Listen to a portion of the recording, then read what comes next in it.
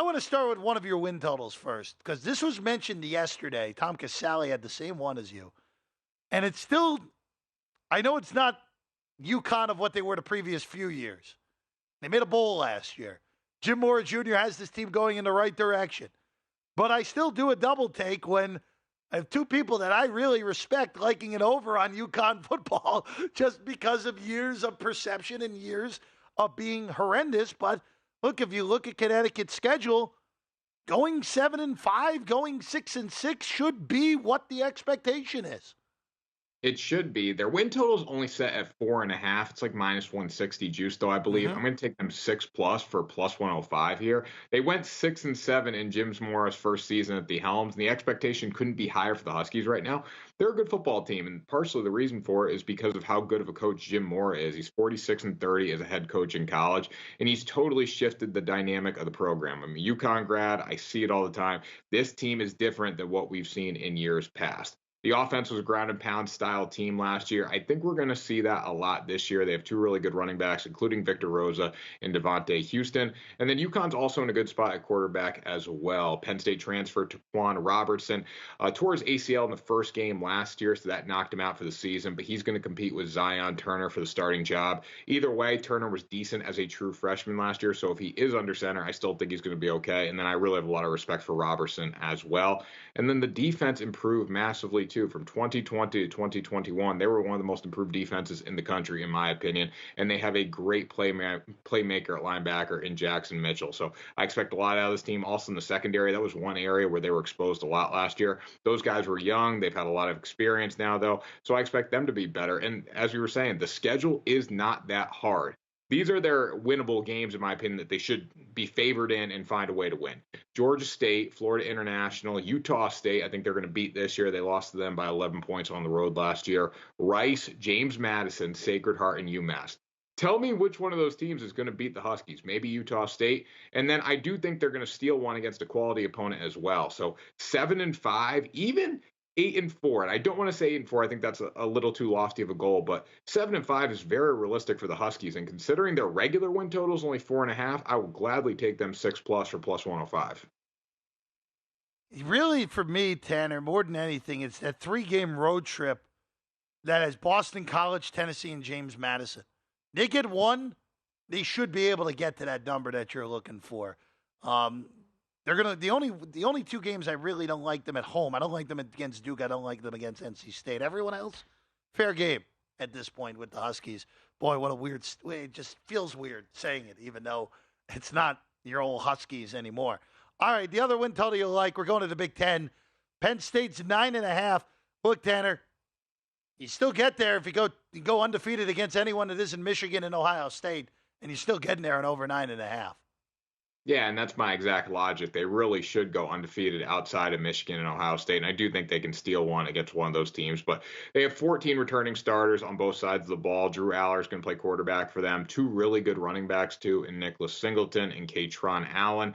So I like their offense a lot. And then they have one of the best defenses in the Big Ten last year. They did lose some people, but again, still, they're going to get better and better on that side of the ball as the season goes on as well when they hit their tough opponents, including Michigan and Ohio State, as you were saying. James Franklin, I don't think he's a great in-game coach. I don't know if you've seen that from him, but I just don't like him as an in-game coach. I don't love him there, but he's a great recruiter, so there's going to be talent in every single position that needs to be filled. And to go over 9.5 wins, you can beat everyone. You can lose to Ohio State and you can lose to Michigan and still hit this goal. So when I look at it overall, this is a very value play for Penn State because they're out of conference games too. They're a joke against West Virginia, Delaware, and UMass. And the Big Ten is really not that good besides Michigan, Ohio State, and Penn State. I think Penn State's a upper middle of the road team there. They're not as good as Michigan and Ohio State, but the rest of the Big Ten is just not that good. And when you look at it, they do get Ohio State in the middle of the season. It's the Buckeyes' first real test. They're on the road there. That's going to be difficult for Penn State. But if Penn State's a one-loss football team going into November when Michigan comes to Happy Valley, I think Beaver Stadium is going to be absolutely rocking for that game. And you never know. There's a chance they're undefeated going into that game if they're able to steal one against Ohio State. So for 9.5, when they can run the table in the Big Ten and just maybe get a win over Michigan or Ohio State, they don't exactly need it to hit this total. It's definitely worth taking. They should easily be 6-0 going into that trip to Columbus on October 21st. And I mean, I'm with you. I don't see more than 2 losses on the schedule unless if they lose to Illinois in week 3. That is the only trip up spot other than Ohio State and Michigan that I could possibly see for the Nittany Lions. All right, let's get to some quarterback numbers here. The defending Heisman Trophy winner, Caleb Williams, obviously monster year a year ago. You're looking at passing yards here. 3,500 and a half passing yards is the line for Caleb Williams. I think this is almost too low for him, which is crazy to say, because 3,500 and a half passing yards is a massive number. We look at him last year. He won the Heisman. He had a career season, threw for 4,500 yards with 42 touchdowns and 5 interceptions. Lincoln Riley asked him to throw the ball 500 times. Now, if he does that this season, he's going to hit this number just off bulk alone.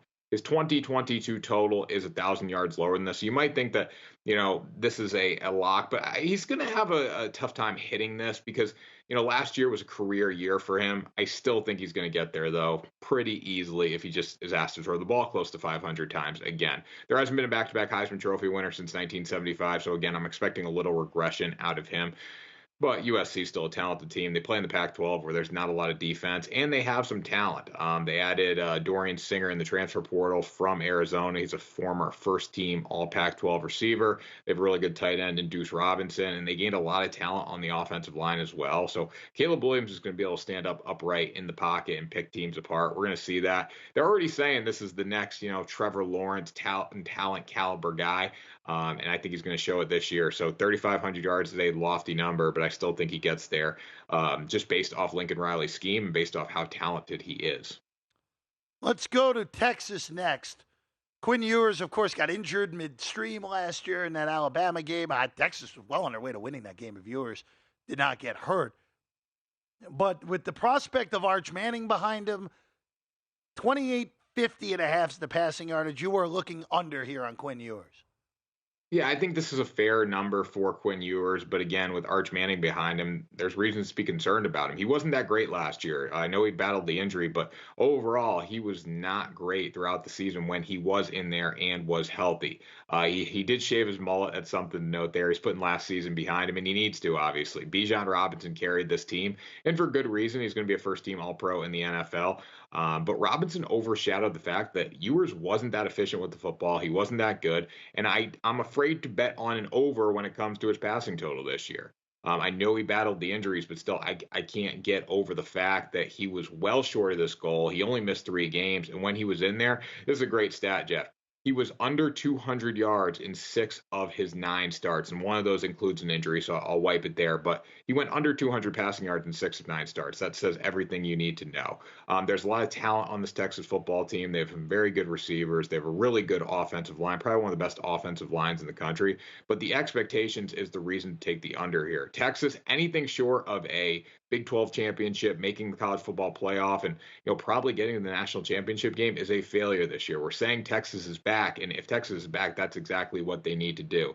They have Arch Manning waiting in the wings to take over this job. They have Malik Murphy, who's a 5-star redshirt freshman quarterback. There's a lot of talent in that quarterback room, and don't think Steve Sarkisian isn't going to go to that talent if Quinn Ewers doesn't deliver early and often. I think there's going to be some working out when it comes to the offense, especially in Alabama. I think they're going to get dominated on the road in Tuscaloosa, and that could put a ripple through this program. And if Quinn Ewers isn't delivering, don't expect Sarkisian to not go to Arch Manning or not go to Malik Murphy.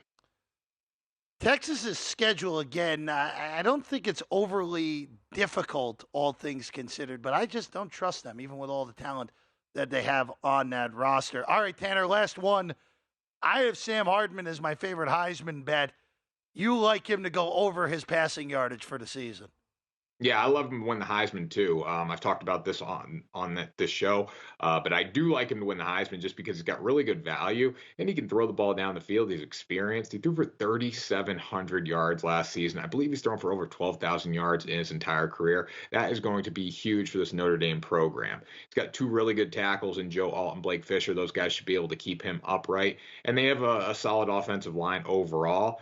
The receiver core is not great for Notre Dame. Jaden Thomas, Deion Colzie, and Tobias Mayweather are three guys that can all go out and make plays, but there's no true number one receiver. I just don't think this hurts Sam Hartman that much because he's got a lot of guys that he can locate down the field. And then the last thing to take Sam Hartman's over here, the last main reason, is their schedule. It's kind of a joke of a schedule, honestly. They're at Ohio State, home against USC, and then at Clemson. Those are three tough games. But USC, I don't even look at this tough game for the offense because the defense for USC doesn't have that much talent on it overall. So I like him to go over his passing prop. I think we're going to see him continue his success from Wake Forest at Notre Dame. Go to VSiN.com/subscribe to become a VSiN Pro subscriber today.